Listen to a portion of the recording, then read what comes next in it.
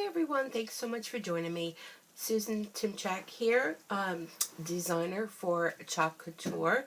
You can find me at stampandsuecreates.chalkcouture.com. My online store is there, so all the items that I'm using, except for the items that I'm chalking on, can be found there and purchased through my store. So I found this, well, I'm not really sure if this is supposed to be like a hot pad kind of, hot plate kind of thing where you put your hot pots on it or not, or if you can hang it, or a combination of both. It does have a little notch here, and it is kind of raised along the edges, so you can hang this on the wall, which is probably what my intention is going to be for this.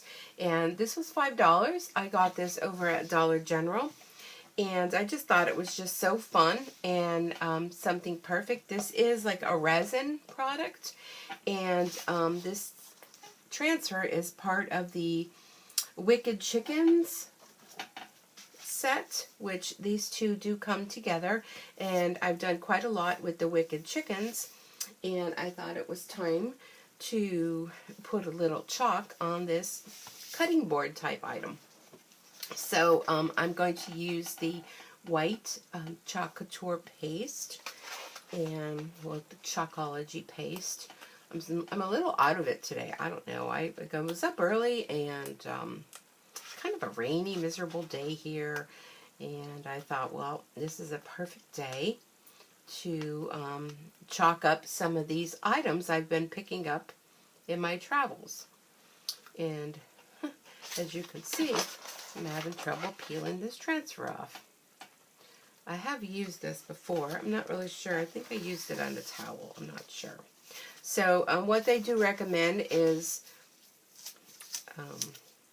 when you peel it off, before you peel it off your transfer paper, go ahead, write on the back with a permanent marker that this is the back. So when you go to store your transfer after you use it, you stick it to the right side, because this transfer can be used over and over and over again.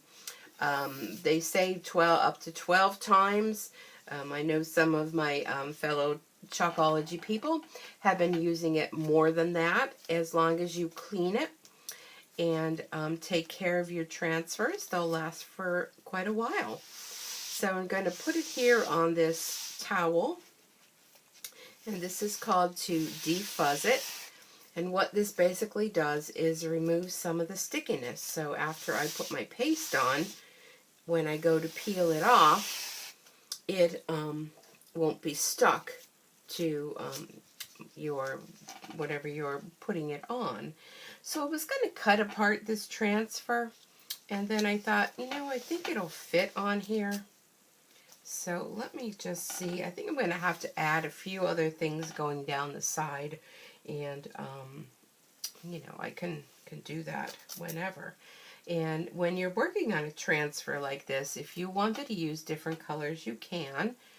If you wanted to apply other transfers, let me just check to see. Yeah, that looks straight.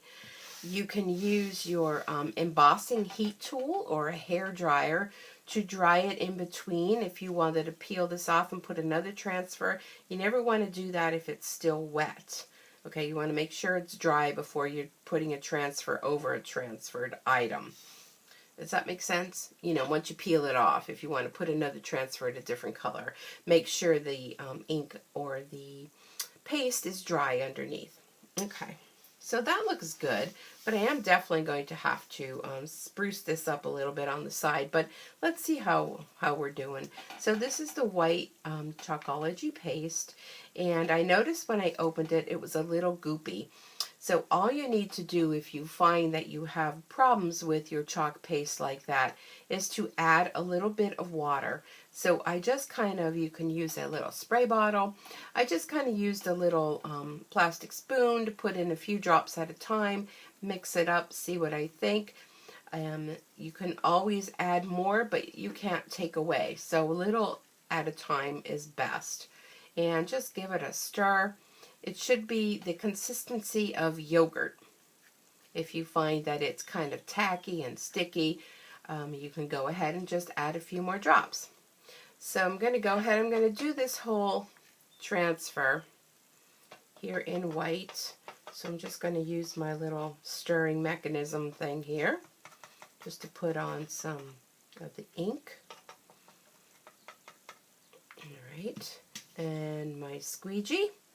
This is how they come, standard size. You can cut them up to make them smaller sizes, what you feel comfortable working with.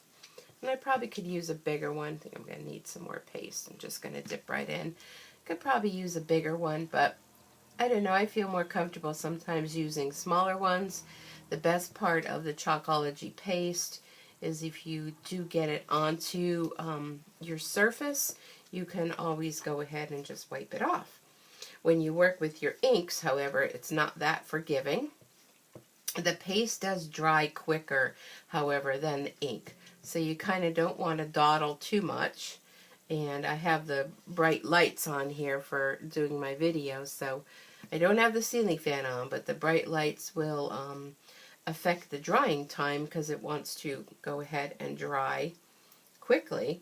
And, you know, when you're working on a larger transfer, that could be a problem. If you find that it does tend to dry a little quick, you can go ahead, take a paper towel and moisten it and put it over the top of your ink surface here. And go ahead and, you know, it'll keep it moist while you're working on another area. There are different size transfers, and that's something you may need to do. I wouldn't recommend spritzing right onto the transfer because with the ink, because that can tend to make it bleed underneath. So just removing some of this excess, and you can see this jar goes a long way. These are our 2-ounce jars, and this is what came in my kit.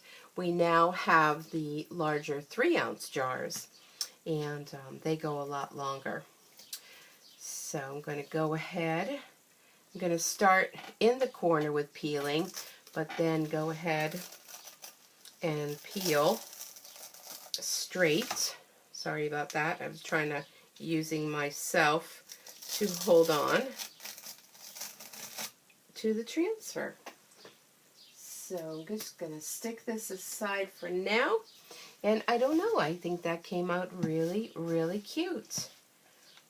I think maybe adding some other embellishments going down the side of here, and I'll have to decide with what transfers I have as to what I'm going to use on there, but yeah, I think that's really cute. And look at the cute project I made. Now if I want to keep this forever, I would just use a spray sealer, spray it on, a clear sealer, and it will be permanent. You can keep it this way once it dries, and if you decide later on that you want to change it, all you have to do is a little bit of water and a little rag and wipe it off, and it'll come right off, and you can change it if you decide, you know, your kitchen's going to be open from now on.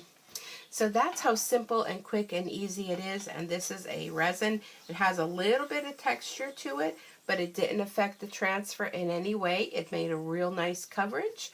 And you'll want to go ahead on over to my Facebook page, Stampin' Sue Creates, Chalk Talk. Check me out on Facebook, and when I'm done with this, I will go ahead and put on there the finished project. So thanks so much for joining me. I do appreciate you watching and subscribing to my channel. If you like what you see, be sure to give me a thumbs up and to share it with others. And hit that little notification bell, and then you will be notified when I upload new videos. So I hope you enjoyed a little bit of my Chalk Talk today, and I will see you all back here again really soon. Happy chalking, everyone. Bye for now.